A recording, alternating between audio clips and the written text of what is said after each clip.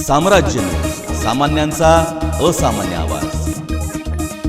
महिला व बाल कल्याण समितीच्या वतीने शहरातील महिला व बालकांसाठी विविध उपक्रम राबविले जातात। रंगपंचमीला रंगोत्सवाचे आयोजन केले जाते। मात्र यंदा प्रथमच नगरसेविकांसाठी महापालिकेच्या आवारात झोके बांधण्याचा प्रस्ताव देण्यात आला आहे। महापालिकेत 51 नगरसेविका आहेत। त्यांच्यासाठी हा उत्सव एक प्रकारची पर्वणी असणार आहे। यंदाच्या नागपंचमीनिमित्त झिम्मा फुगडी आणि झोके बांधण्याचे प्रस्तावित करण्यात आले आहे।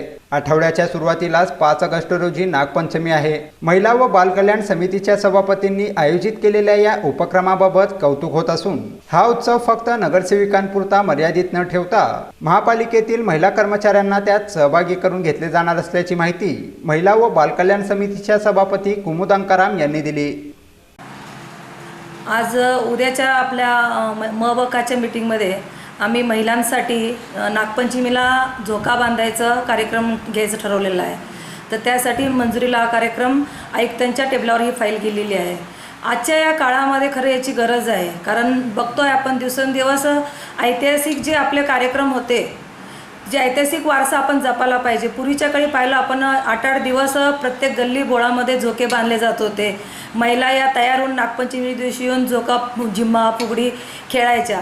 आता बघतो आपण जे ते कॉम्प्युटरच्या युगामध्ये इतके बिझी झालेले आहेत, मोबाईलमध्ये बिझी झालेले आहेत। कोणी नागपंचमीच्या दिवशी बाहेरसुद्धा येत नाही।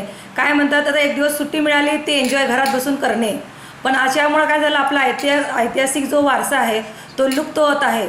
याला चालना देण्यासाठी आम्ही ठरवलं की महिला बाल कल्याणच्या मार्फत आपण झिम्मा फुगडीचा हा कार्यक्रम आपल्या महानगरपालिकेच्या परिसरामध्ये घ्यायचा, जेणेकरून हा संदेश आमच्या पुऱ्या सोलापूरच्या वासियांमध्ये जायला पाहिजे आणि त्या महिलांमध्ये पण परत उत्साह निर्माण व्हायला पाहिजे की आपण पण पहिल्यासारखं परत एकदा झिम्मा फुगडी हे खेळायला पाहिजे। पंचमीच्या दिवशी जो ऐतिहासिक वारसा होता तो प्रत्येकाने तो पुढे चालवत ठेवायला पाहिजे।